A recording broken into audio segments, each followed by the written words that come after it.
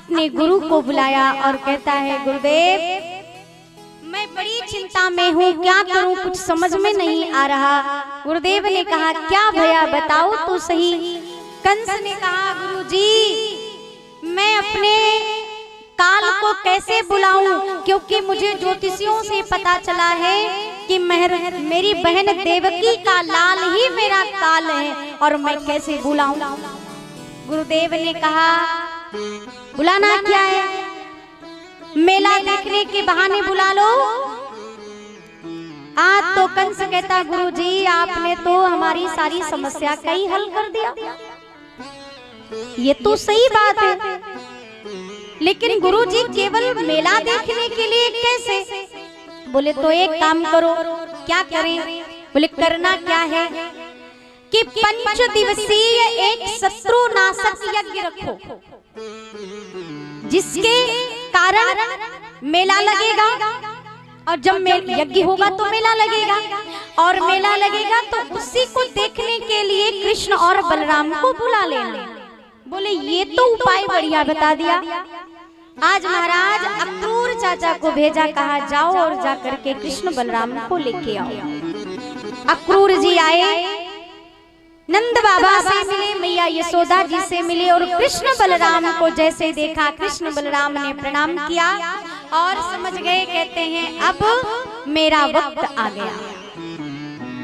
प्यारे, ये बात सारे ब्रज में फैल गई कि कन्हैया कल मथुरा चला जाएगा। सारे ब्रजवासी दुखी हो गए, सब दौड़ दौड़ के मैया यशोदा के आंगन आने लगे, और सब कहते हैं कि कन्हैया तो कल चला जाएगा। कन्हैया ने कहा, जाना तो है, तू हमको छोड़ के चला जाएगा?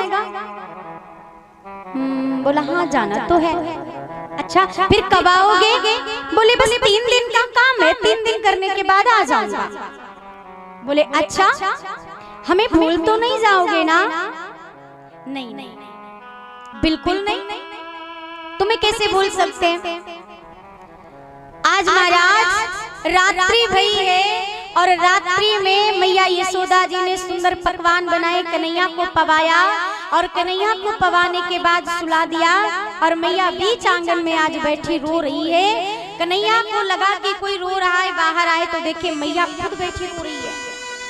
कन्हैया ने कहा, मैया काहे को रो रही हो? मैया ने कहा, कन्हैया तो कल चला जाएगा, मैं तेरे बिना कैसे रहूंगी।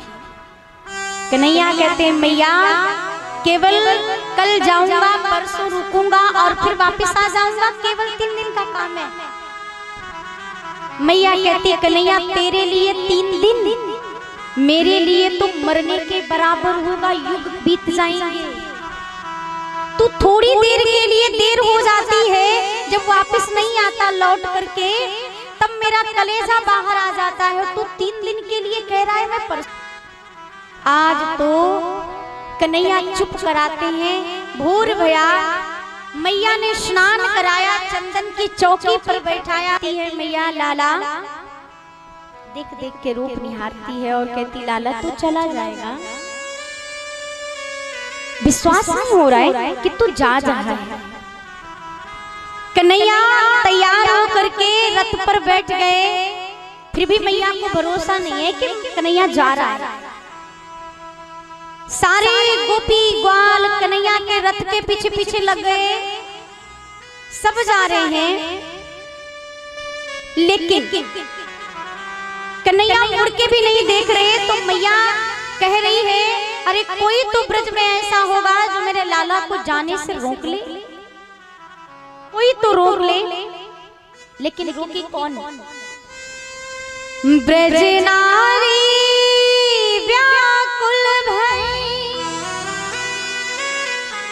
उमड़ा प्रेम अपार, मथुरा जाते प्राणपति, कैसे हो निर्वाण। एक गोपी कहने लगी, कब हो पूरे ना भय नींद वास, और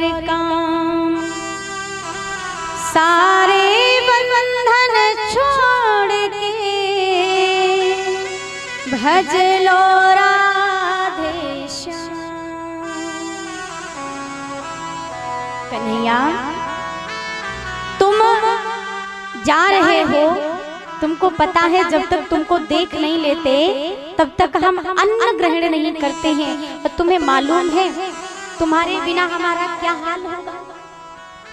कन्हैया ढांढस बंधा रहे हैं, परंतु एक एक पल बना युगों सा दारुण पीड़ा का आगार। आंखों में छाई वर्षा ऋतु, अविरल बहे अश्रु जलधार।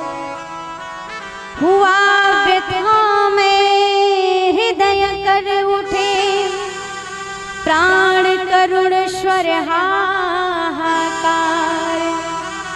प्रियतम विरह विषय से सुना, हुआ सहज सारा संसार।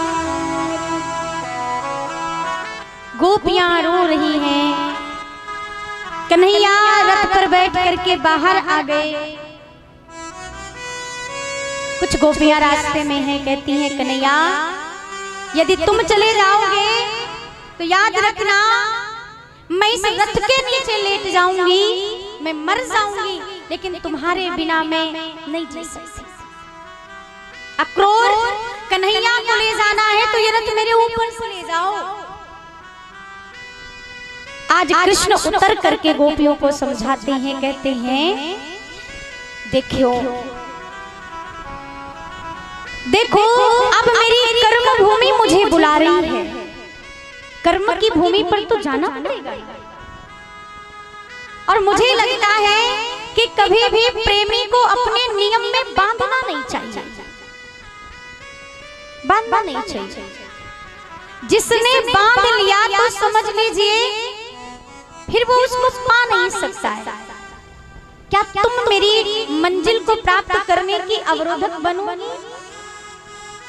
गोपियां कहती ना कन्हैया ना, मैं तुमसे प्रेम करती हूँ, इसका मतलब ये नहीं कि मैं तुम्हें अपने प्रेम में बांध कर रखना चाहती हूँ, ऐसी बात नहीं है। तो क्या है फिर, क्यों रोक रही हो? गोपियों ने कहा कन्हैया तेरे बिना कैसे जिएंगे। गोपियों ने कहा जैसे बात, तो कन्हैया कहते हैं तुम चिंता ना करो, हम परसों आ जाएंगे। आज गए, राधा रानी से विदाई ली है, राधा रानी रो रही हैं। जैसे कहा कि राधा आप भी रो रही हो, उन्होंने कहा कन्हैया हम तुम्हारे बिना क्या करेंगे।